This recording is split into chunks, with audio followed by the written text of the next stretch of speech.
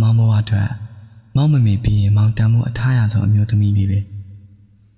မမကလူတိုင်းနဲ့တဝန်တူရသည်လားတခြားယောက်ျားလေးနဲ့